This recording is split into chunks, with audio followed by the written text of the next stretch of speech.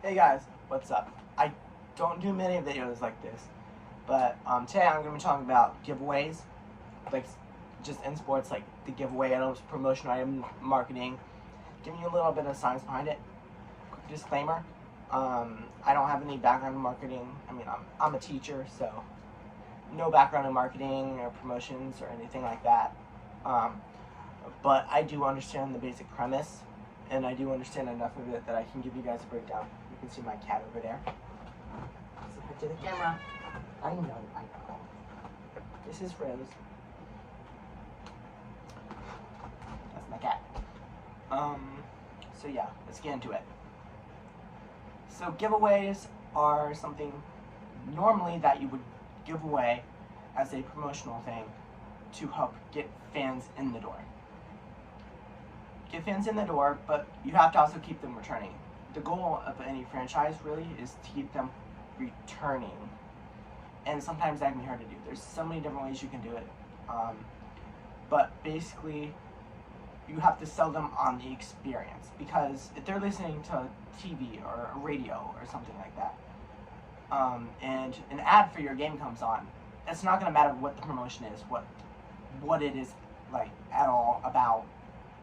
If they don't have a good time at your game or at your event, then they're not going to come back because they're going to A, associate your brand with a bad time, or B, they will be like, oh, that's a cool promotion, but I don't have any interest in going because it's just too much money and I didn't have that much of a great time at this moment, and I'd rather use my money elsewhere. And those two things, they're not the same. One is more monetary, because the second one, like first, it's just them not wanting to go because they didn't have a good time. A lot of people like to get serotonin, and if they're not getting that boost from their brain because they're having a great time, laughing, just having fun, they're not going to want to come back. And then the second one is just they're not going to spend money on that because they'd rather spend it somewhere else where they would have a good time. So I guess they are kind of similar, but you have to sell people on the experience of, let's say, hockey or baseball or NFL football or soccer. You have to sell them on the experience. If you're a new sports team, I definitely recommend trying to get a decent sized promotion budget, but also to keep coming back, make sure that you're budgeting correctly to put a good team together. And create a good atmosphere. Atmosphere is key with helping people come back. A lot of people, and former players too, one of them is Brendan Wong. Brendan had said that Cincinnati is one of the best atmospheres in the ECHL to play in. And honestly, it is a pretty good atmosphere. Tulsa, I've been there to the Tulsa Oilers. They have a really good atmosphere too. I went down there, I think it was like the 30th of October. And I had a good weekend there. We got a little drinking, and I think it's like the Max Retro Pub. Shout out to them. Not sponsored, but they're a great pub. Definitely recommend if you're in Tulsa to go up to the Max and just have some fun. It's basically a arcade bar where you can drink and then play retro games like Miss Pac-Man and Tekken. There's a bunch of them. So yeah, shout out to that bar. But like, I was in Tulsa, and they have a great atmosphere there. Atmosphere is what keeps fans coming back, and it can also draw players. Like if you're selling out every game and have a great atmosphere, players will want to come to play for you, and that can get you better quality of players because people want to come and play for you, which means you can pick and choose. Hey, this guy's a good player. Let's get him, and it's just more attracting if you have a good atmosphere. So just not with marketing and promotions. Like this all goes hand in hand because the better you do at creating a good experience, the better players you're going to get, the more people coming back, the more tickets you're going to sell, the more season ticket holders you're probably going to be able to get. Marketing is a key piece of any franchise. I cannot stress that enough. And make sure to get an atmosphere. Make sure you don't have D-head fans. Make sure that the fan base is kind of nice, and make sure to manage that to the point. I wouldn't say go and interfere with people's rights or personal rights or anything like that, but I'm saying the quality of fan is really important to a lot of people, so be pretty strict, especially if you're just starting out. Be fairly strict with the rules. Don't be lax on the rules when you're first in there, because the better quality of fans you have, the more away fans want to come. If a fan gets harassed at your game that's from a different team, he's going to tell his friends, and you don't know where he has friends. Maybe he has friends in this city up in like Pittsburgh or something. Maybe he has Philadelphia friends. Maybe he has Columbus friends. Maybe he has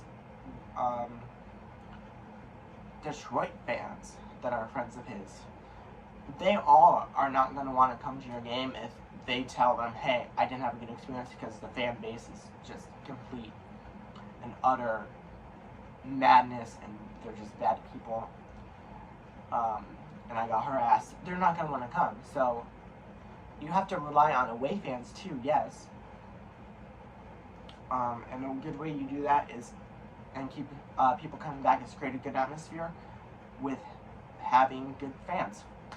Having respectful fans. Having a fan that come up to you and say good game. Having a fan that would come up to you and, let's say, he goes up and talks to you and explains something, or you guys get to talking and have a great time. So, like, the fan base and quality of the fans you have is a big part, too. And just, it's not going to matter, really. Any of that stuff is not going to really matter if you don't have that great atmosphere. Like, you're not going to make much money. Like, if you don't have a great atmosphere, you're not going to do well. You sell people on the experience. That's what I'm getting to. You sell them on the experience, they'll keep coming back. Make them fall in love with the game of hockey. Make them fall in love with baseball. Make them fall in love with football. Make them fall in love with soccer. You have to make them fall in love with the product you're putting out. And this just isn't sports teams. It's pretty much all brands. People are not going to want to come back if they don't have a lot of fun at your games. Make your games fun. Like, the Savannah Bananas do a great job of this.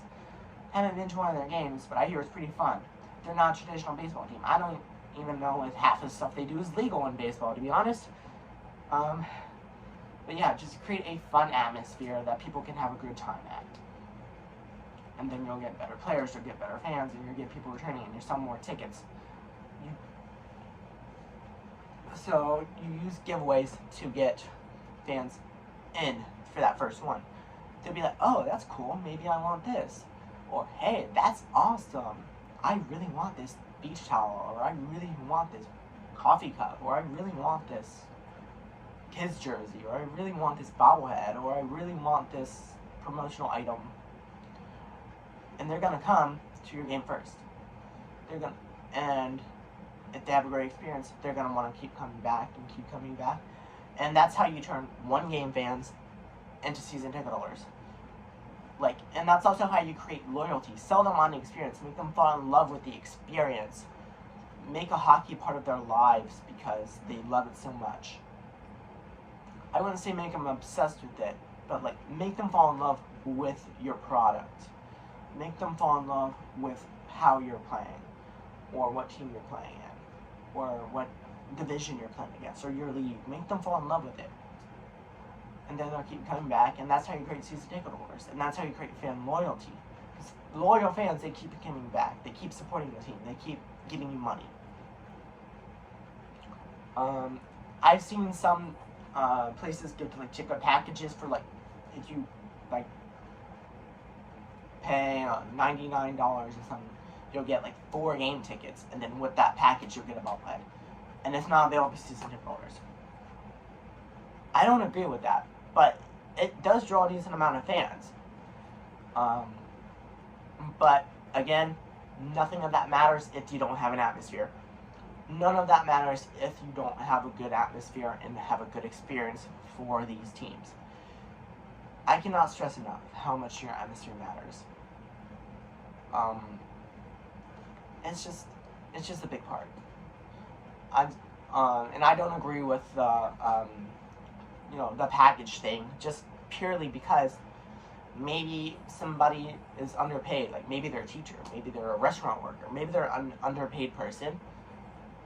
I know some other underpaid jobs, I don't really know, but yeah, like, let's say somebody's a teacher and they don't have and their season ticket holder, they've already given you like half of a $500, $5,500, or $1,000. But then you make them buy that 4 extra tickets. Yes, it's going to inflate your ticket sales and you're going to make some money. But number one, you're not even getting a chance at a returning person because that person's already there. They already have a ticket to that game. So why would you? Well, number one, why would you buy the package if you already have a ticket to the game? Why would you spend like $100 just because you want a bobblehead, just because you want a puck, just because you want a hat? No, I'm not gonna do that. Like, if money's tight, they're not gonna want to come and spend that money. And then because you sold the package to a season ticket holder, then you get into a situation where you don't have the chance to make a new fan and get a another potential person, because then instead of just you getting two potential, the season ticket holder, and then potentially getting a second one that returns, you really just have that season ticket holder who's going to return anyways. So you lose out on that second chance. So in the long run, you're probably making less money. And if they don't have a great experience, that second person, they're not going to return. So atmosphere, it comes back to atmosphere again. Atmosphere is a big part of it, because you're not selling making like everyone fall in love with the experience, and you're not going to be successful. The giveaways, I think it should just be like the first 30,000 or first 10,000 or first 100,000 fans that go into the building first get like a bobblehead. Like